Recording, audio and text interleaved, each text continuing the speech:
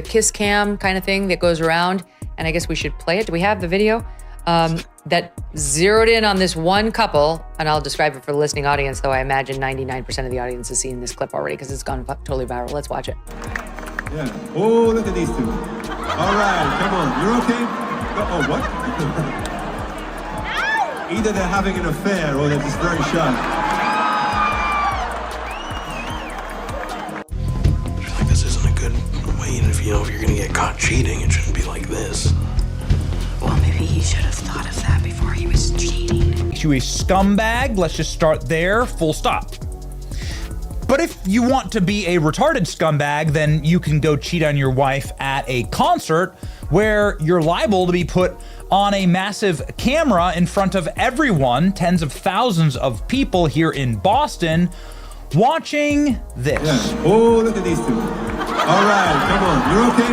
Oh, what? And then be holding her in a warm embrace at a Coldplay concert. I think that the actual star of this story, though, is Chris Martin, who decides, given an opportunity here, to let these people off the hook and just let the camera move along, to suggest explicitly that these people are either having an affair. I mean, seriously? You just throw the fans under the bus who paid their hard-earned money for these tickets? Who blew the whistle? The two executives caught on that now infamous Coldplay kiss cam were first identified on a TikTok account of someone who apparently works at the company. Oh my God, that looks like Astronomer CEO Andy Byron and Astronomer Chief People Officer Kristen Cabot. That's going to be one awkward board meeting, if not a couple divorces. Astronomer. A company statement said, "Our leaders are expected to set the standard in both conduct and accountability. Recently, that standard was not met."